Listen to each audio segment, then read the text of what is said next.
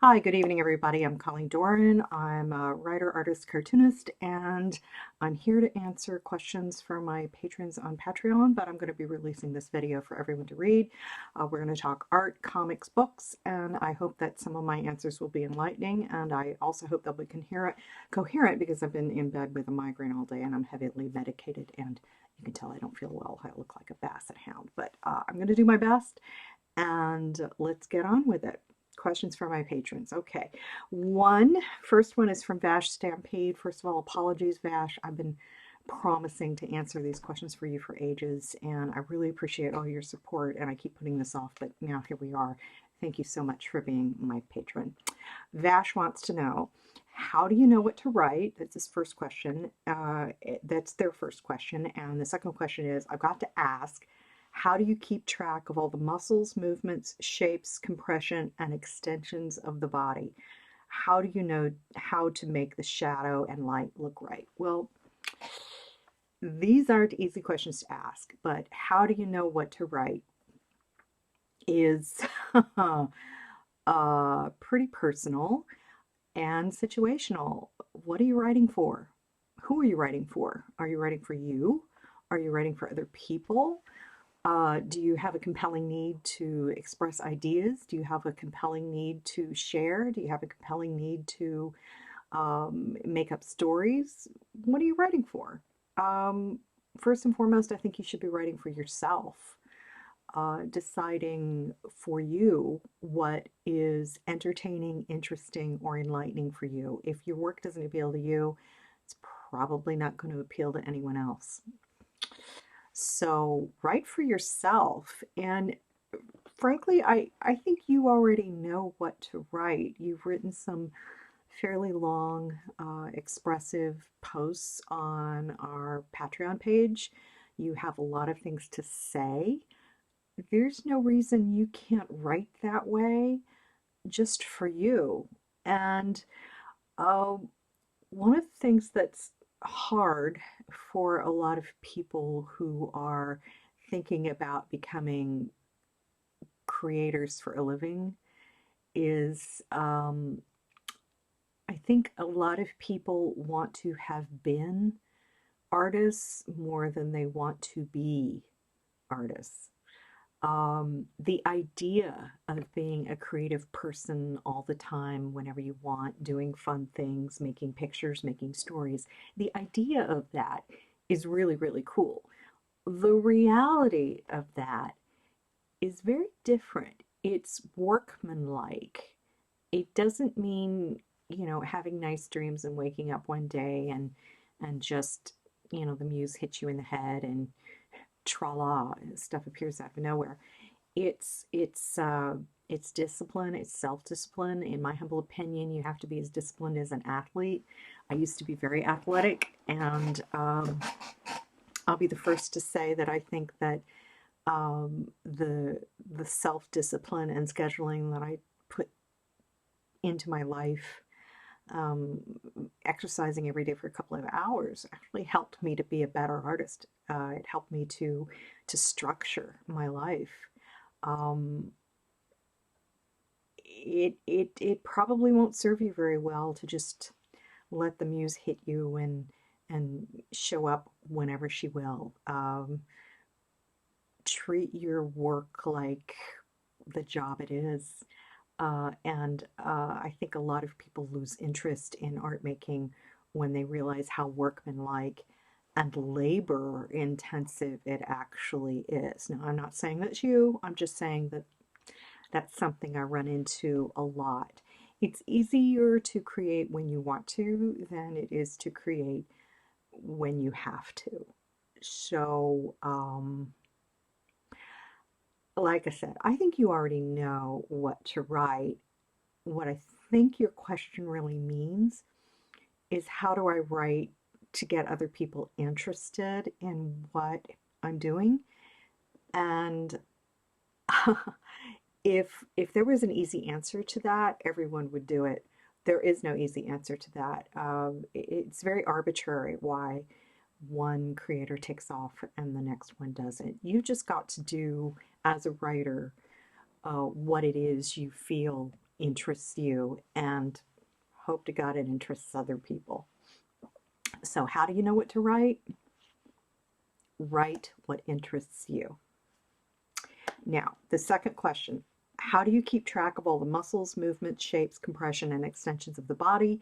How do you know how to make the shadow and light look right? I hate to break it to you, but this means years and years of study. I've been a professional artist for many, many years now. I still take classes. I don't know of too many artists, really, really good ones, professional ones, and some of them teachers, who don't study and practice all the time.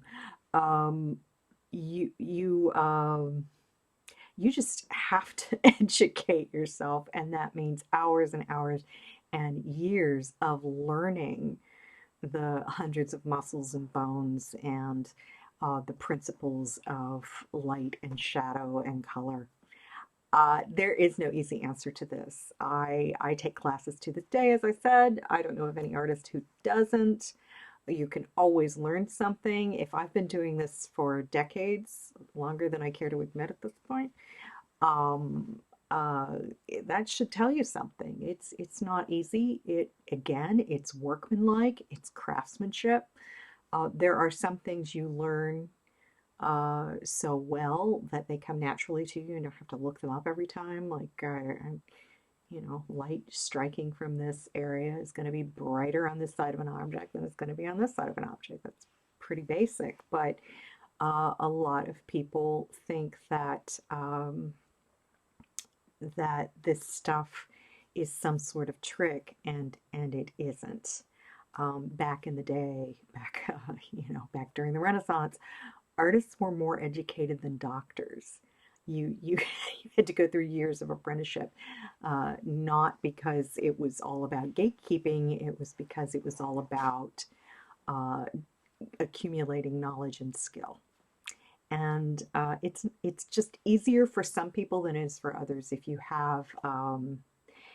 have certain cognitive abilities that other people don't have, you're going to pick up things much more quickly, and that's just the way it is. There's nothing fair about that. You have to sit down and study, take some classes, get some books. There's some great online classes. There's some great online courses. I'd recommended a course at New Masters Academy with an anatomy teacher there that I love that course. I go back there and I look over the structure of the knee every once in a while. It's something I've always had a problem with. I'm afraid, again, no easy answer for that one. It's study, study, study, study. You internalize it, it becomes second nature, but you will still keep going back and studying some more. Good luck, Vash. Thanks for your question. Thanks for your support on my Patreon. Okay, next question. Dustin Priestley. How do you overcome the insecure impulses early in your art learning process that keep you from using your quote-unquote nice materials? It seems like everyone I know eventually hits a threshold in their art where using the good paper and paint suddenly becomes easier. Is it just a matter of putting in the proverbial 10,000 hours? Not that my Malcolm Gladwell isn't a crank. I'd love to see you do a watercolor inking tutorial sometime when you have the opportunity and inclination. This is a great question. I can't remember a time when I felt insecure about using good art materials. I may be remembering that wrong. It's been so long ago.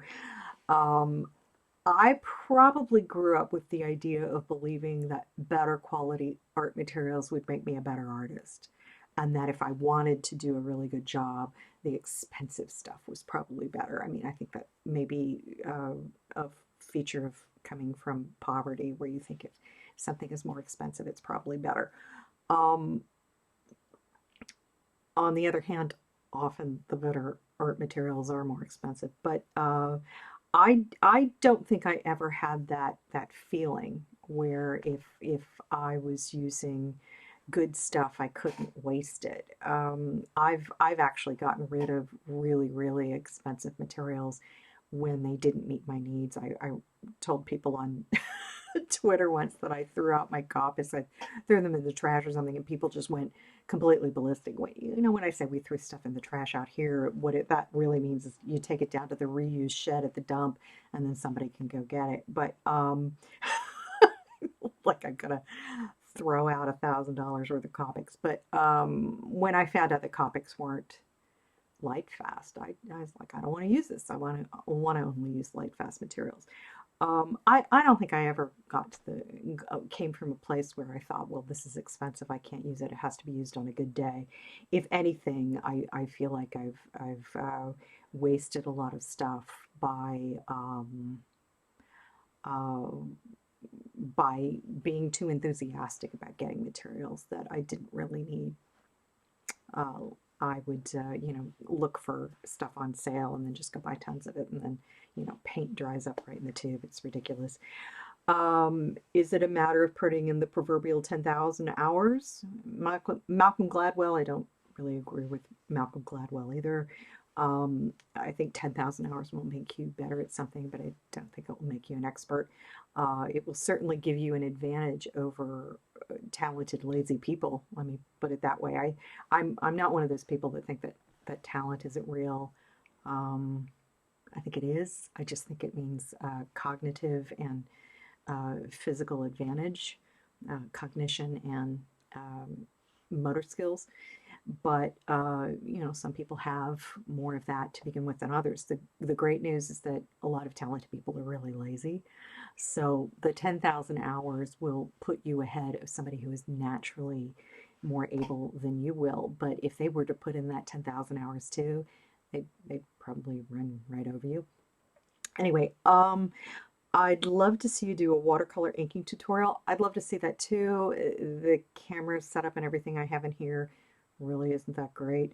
I do need to get that looked at one of these days, probably after we get our new internet installed. I'm not sure when that's going to be, but I'd be more than happy to have a camera running while I'm sitting here working any old time. But we just don't have the data allowance for it out here in the hinterland. So anyway, great question. Thank you very much. And moving on. Let's see. Rohit C wants to know, what is your favorite Stan Lee co-created character? Probably Stan. He's quite a character. But Spider-Man. Spider-Man. Everybody loves Spider-Man. Spider-Man's the best. I love Peter Parker. There's your answer. Okay. Devin Stevens wants to know, you've been trying out new art styles almost back to back recently and doing an amazing job with them all. Thank you very much. They have all retained that framework that says, this was drawn by Colleen Doran, yet staying within the restrictions or extravagances that the new style demands. Is there a particular style that you have not worked with before that you would like to try in the future? Thank you very much. That is a great compliment. And I love the question. This is the cover of the new book. This is Neil Gaiman's Chivalry. This will be out later this fall. And you can see this is very different from the work I did on Snow Glass Apples for Neil. And I'm too stupid to have an example right here, but it's easy to find online. Snow Glass Apples, Trollbridge, Sandman. And Chivalry is done in a completely different style again. So the particular style I've not worked with before that you would like to try in the future. Point being that Devin has kindly noticed that when I go from project to project, I often completely tear down whatever style I've used before and try to reinvent myself to work in an idiom that I think is best for the book and is not about me. I try to disappear into the work. There's still elements of my work in there, but I don't like to make the book about me and my dominant style. I like to make the book about the book. Anyway, style I have not worked with before. Yeah, there is one more, just one. I know this sounds funny, but just one I really want to do, and I hope it's the next one. I don't want to say what it is because I have never seen a comic that really uses that look. And like I did with Snow Glass Apples, I kept that under wraps for a long time. And I want to keep this under wraps as well. So it'll be mine first. But there's only one. And what I want to do is go back to a couple of previous styles. I've got stories that I want to do with those, but I want to refine them. I mean, only doing what amounts to less than 100 pages in a particular look doesn't give me as much opportunity to explore it and perfect it as I would like. So there are a couple I'd like to go back to. I'd like to go back to the Snow Glass Apple style in particular. Great question. Thank you very much, Devin. And thank you for your Patreon support. Thank you. Okay, Gwen E. Let's see. I don't think you actually have a question here. You did make a comment about how we were talking on the Patreon about disconnecting from social media. It's been really hard for me lately. I have not been in a good place. Social media is really tearing me up, and I've been talking about restricting it a great deal. I'm not functioning well with it. When I cut myself off from Twitter down to just a few minutes a week, I noticed that my ability to work and think and process went straight up. I'm not sure I'm going back to Twitter at all after this, honestly. I'm using an app to access my Twitter right now. In future, I don't know if I'm going to go directly to Twitter at all. Okay, Maria E. wants to know, what is a medium or style that you've not worked in much, if at all, that you would like to explore and try out in future? Again, that's one I'm going to keep under wraps thinking. And what is something that has made you smile recently? And what is something that you're looking forward to once your current work commitments are done? What is something that made you smile recently? Honestly, everybody in my family getting their vaccinations. Yeah, in my immediate family. I'm not speaking for anybody in my extended family, just my household. I don't, my extended family, whatever. My immediate family, we've all got our vaccinations. That made me smile a lot. I'm really, really worried about them. Something you're looking forward to once your current work commitments are done. Oh, wow. I look forward to finishing A Distance Well, honestly. Yeah, I mean, that's a ways out, but I have so many plans for how I want to finish it off and get those editions wrapped up and have a nice edition of that out. Oh boy, I think about it almost every day, and it keeps getting pushed back because I haven't been well lately, and projects are running late, and yada yada yada. But and what I would like to do, honestly, I want to color it. I would like to spend a couple of years just coloring the whole thing and sitting down with a laptop and a little tablet and being outside and coloring. That would make me so happy. And what would I do after all that? I just don't think work's ever going to get done. I don't see me ever not working, honestly. Maybe I'll go on a vacation. I haven't had a vacation in years. Ugh. Okay, what's my next question? There's some personal stuff in here. I have to skip over some of these things. I don't like to put that kind of thing out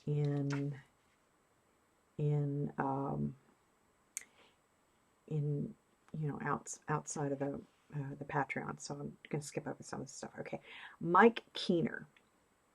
Maybe it's just, let's see, do you have or do you ever get pressure or even demands from a publisher to do everything digitally, or are the production methods generally left to your discretion?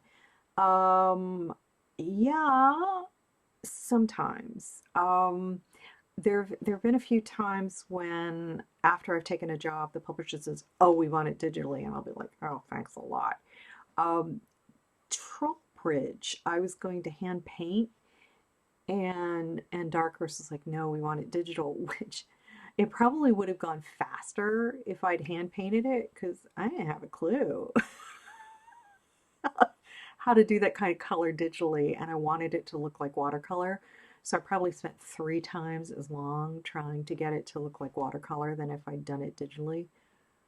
And now here I am painting troll chivalry by hand, and it's getting done in a fraction of the time that Trollbridge got done. Figures. But of course, then I did Snow Glass Apples digitally, and that was really difficult for me because I didn't know how to do that either. Every time I pick up a job, I'm reinventing the wheel. I'm an idiot. You know, most artists get to a point and then they figure out where their strength is and they stick with it. And I'm like, no, I've done that already. I think I'll just throw it out and start all over. Oh boy. Okay. My next question is from Sophia Paniagua. I apologize if I didn't get that correct, but Sophia. Last time I asked, how did you meet Neil Gaiman? That was my last video, Patreon patron only. And now I would like to know, how did you meet Alan Moore? Thanks. I have never met Alan Moore, and I've never spoken to him. It's one of the great mysteries for people out there. I keep saying this over and over and over again, and they don't really seem to believe it. Most of the time they don't believe it when they think you know somebody who's done something wrong, and they're like, you must have known that terrible person. I'm like, I've spoken to that person for 45 minutes in the last 20 years. I really don't know them very well. I adore Alan Moore and I worship the ground he walks on, but I've never met him and I've never spoken to him. All of my communication has been through clients or a few emails forwarded. That's it. I rarely go out of my way to speak to creators I work with. I've never met many of my editors.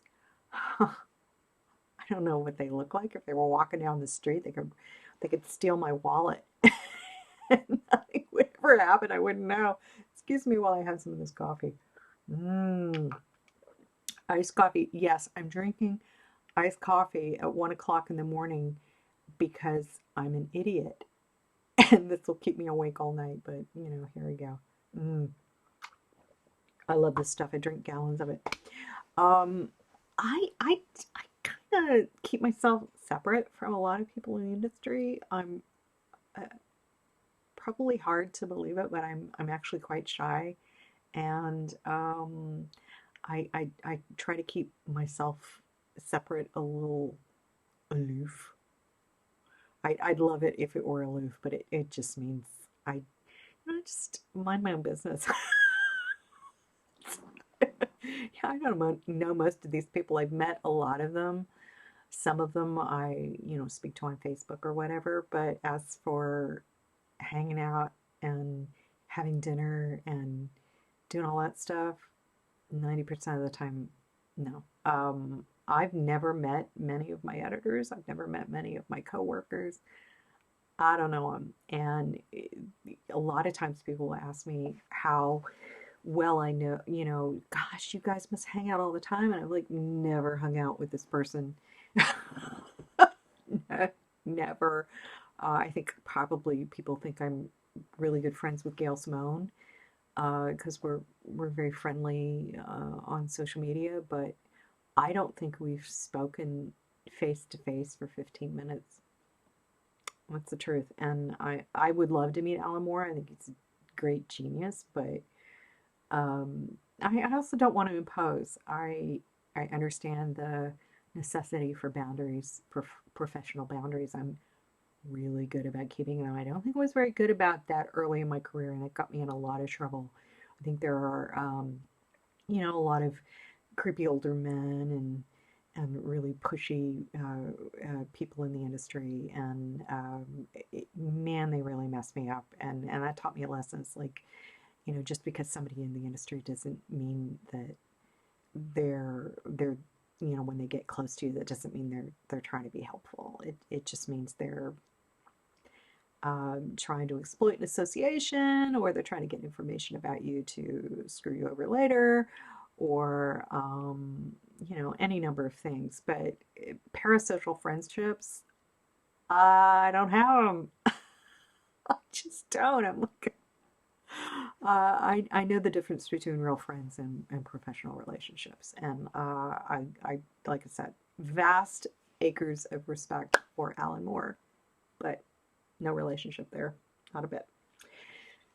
Eh. Okay, again, let's see. My next question is from Brian Harris. Hi, Brian. Thank you for supporting my Patreon. Thank you. Brian says, Peter David has what he calls useless stories, which are often IP-bending fan fiction ideas that he can't sell anywhere, but he still writes them down to get them off his mental desk. Do you have stories like that? I do indeed. I'll sit there and I'll come up with especially classic Legion of Superhero stories. I'm a big fan of the classic Legion. I would give my eye teeth to get back at the classic Legion. I miss the classic Legion every day. It makes me so sad. But yeah, I do have those. They're not going anywhere. I remember there was this incentive. I don't know if this ever happened, but this one company was putting together some kind of thing where fans could write their stories and post them, and then the publisher would make money on them, and the fans would make money on them, and yada yada yada. It was sort of like the semi-professional thing. I thought that was kind of a good idea. I wonder if there would be some kind of situation where maybe Marvel and DC would set it up so that creators could sit down and write their stories, and they would be non-canon, but it would be just this non-canon universe where approved creators could write prose fiction, and the publisher could make money, and they could make money, and the stories could get out there, and that would just be really cool. And I would write all the Element Lad stories. Whatever, girl's gotta have a dream. Okay, anyway. Let's see. Next question is from Jeremiah Avery. Jeremiah wants to know, what inspired you to have chivalry? This book, which is not out yet, read like an illuminated manuscript as opposed to a Prince Valiant in modern times aesthetic of sequential art. Okay, chivalry does not read like an illuminated manuscript. It has sequences in it that are done in illuminated manuscript style. And I'm so glad you asked this question, because this is something I really struggled with when I was working on this book. I get to talk about chivalry right now. This makes me so happy. Okay. When I read Chivalry, and it was like right after Neil did it, because he would, it was way early on, it's like, I don't know what year that was, I don't know, 1992, something like that. He would send me stories he'd written by fax, and 1 o'clock in the morning from England, some fax machine would start up, and I'd just get this story, and it would just be so cool. And this story came through, and I absolutely was like, oh, Neil, please let me illustrate the story. And of course, my heart was crap back then, so Charles Vess was getting all the cool jobs. But so anyway, I've dreamed of doing this story for many years, and in my head, it needed to be done like an illuminated manuscript. And when I finally got the job, nearly 30 years later, I hate to say that out loud, but here we are. When I finally got the job, my initial intention was to do the entire book like an illuminated manuscript. Because in my head, over the years, it had become something that it really wasn't. My imagination had run off, and I was seeing it like this illuminated manuscript. And I was talking to Neil, and I don't remember when I talked to Neil, but I probably via email. We don't actually talk as much as people seem to think we do. We do talk, but not all the time. But I remember rereading it and going, this is, my approach to the story is way too serious. I was actually going to get $200 a sheet parchment. Oh my God.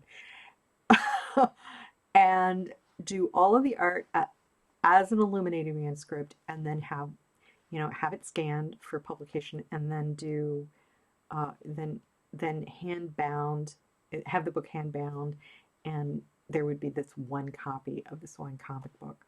It's just nuts. I actually spent months learning some of the techniques and raised gold and all this stuff. What a wackadoo. COVID actually put a stop to a lot of that because I wasn't able to get some of the training that I needed to get to do the book, and I wasn't able to get access to some of the stuff I needed. So that didn't come off, which actually was for the best, because what I was doing was I was approaching the art as an art object that I wanted, and breaking one of my cardinal rules of telling a story. I was approaching it as an art object and not approaching it as the story it needed to be. And the story as it is and needs to be is a light comedy. And a lot of the comedy is about the contrast of this sweet little old lady in her English home when this beautiful, amazing creature of fantasy, this handsome young knight, shows up at her door. The contrast between her mundane life and this creature of legend that, you know, that shows up at her house is where a lot of the appeal of the story comes from. And I realized that I was like, I'm doing this all wrong. And the best way to approach the story was to tell Mrs. Whitaker's tale and be faithful with the depiction of her life and her environment, so that that contrast can exist. So there are sequences, you know, little illuminated manuscript sequences in there which feature Sir Galahad, but the rest of it is done in a very traditional English storybook style, like Beatrix Potter. I threw out everything that I had been thinking about doing for decades, and instead I went back and I started studying the watercolor techniques of like Beatrix Potter, and I think it tells the story as it needs to be told instead of what I was wanting to do. I hope that makes sense. Okay, there you go. There's your answer. So yes, there's illuminated manuscript style stuff in there, which I love doing, and I really must do a big project entirely that way, and maybe even do an illustrated prose version of it that way. Just really let it go full manuscript on it, but not in this comic. It wouldn't be right. There you go. Okay. Glenn Matchett wants to know, what do you think of the Sandman casting? I'm very excited. I think it's amazing and brilliant, and I'm excited too. I can't wait to see this thing. It's so cool. Yay. Okay. Excuse me.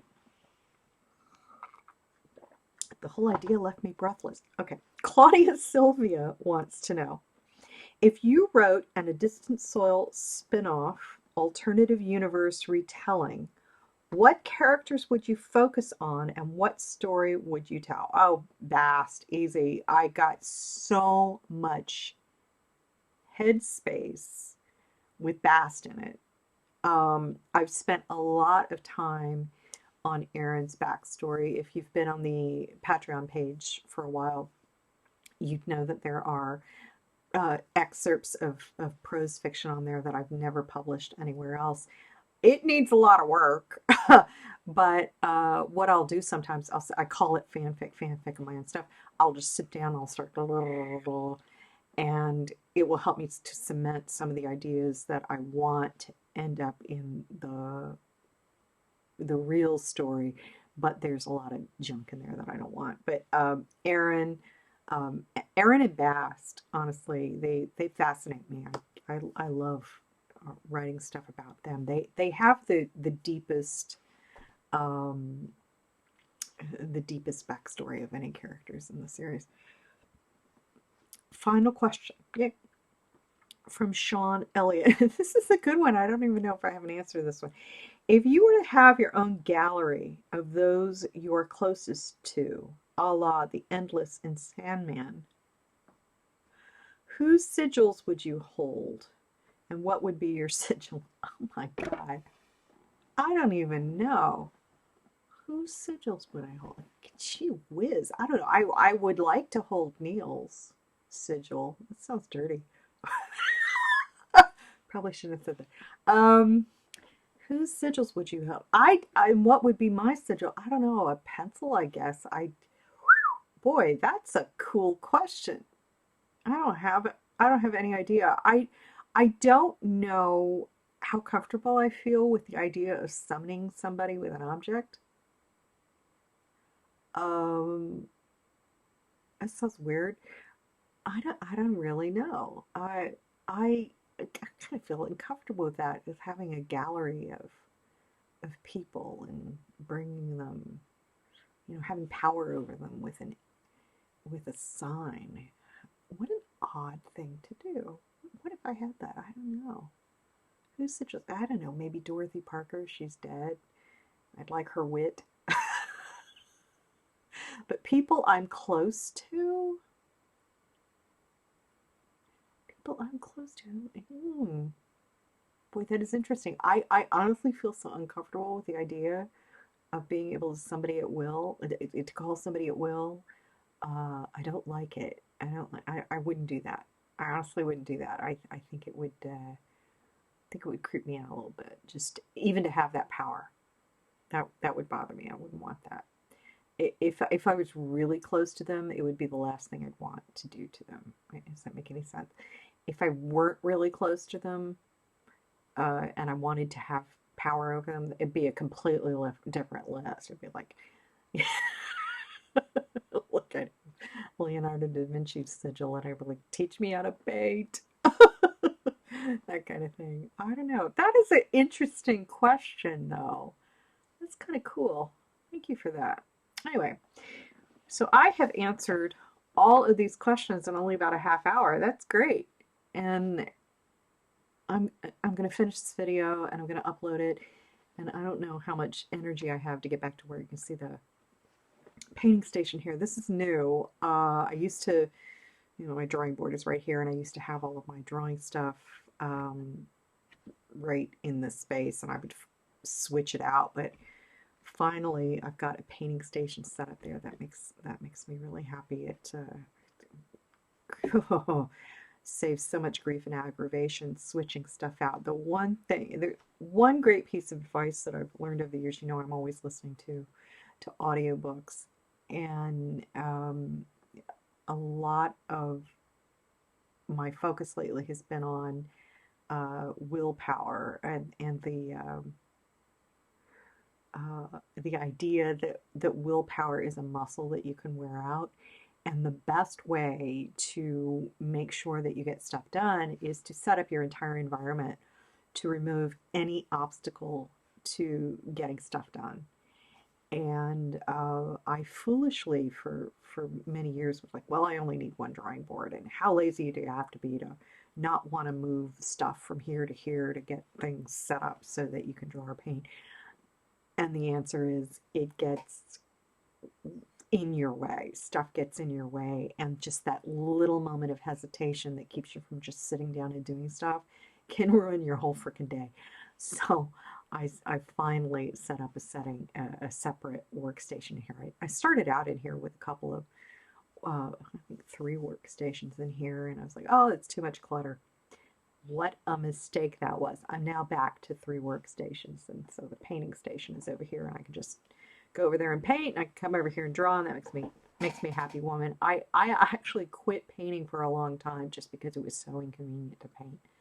How idiotic is that? But yeah, make sure that your workstation is set up so that everything you need to do to work is right there, and you don't have any disincentive not to just sit down and work.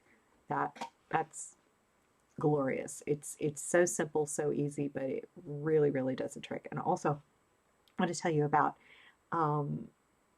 a book I'm audiobooks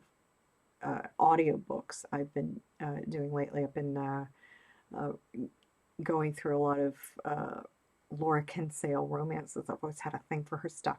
I don't usually like a lot of romance novels, which I think a lot of women say, and then they go read romance novels. But I do like Georgette Hare, and you can get Richard Armitage narrations of Georgette Hare novels, which is like the best thing ever. And Laura Kinsale has audiobooks narrated by, I think his name is Lance Bolton, or I can't remember what his name is. Bolton. His last name is Bolton, Boulton. Great narrations. She's got some real corkers. She's a very original romance novel. I think she only wrote about 15 books.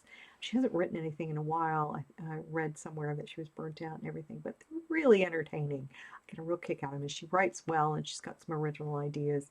So, it's like, your English lord who turns out to be a ninja. Just everyday stuff. Whatever. I really get a kick out of her stuff, and audiobooks keep me sitting at the drawing board and enjoying what I'm doing. So those are on my list of things to listen to while I'm working. I'm kind of staying off TV and staying off social media for a while. So anyway, thank you for all your questions. Thank you for your support of my Patreon. I'm going to go back to work. Got enough coffee to go until at 3 in the morning. And I'm going to call it quits for this. But again, so great for all your questions. We should have these more often. I don't really always nervy about appearing on camera. I don't know why that is. What an idiot. But I got to get back to work. Going to try to concentrate and get some stuff done and make you guys happy with lots of pictures. Thank you so much for your support. And I'm going to turn this off and get on with my evening. See ya. Bye-bye.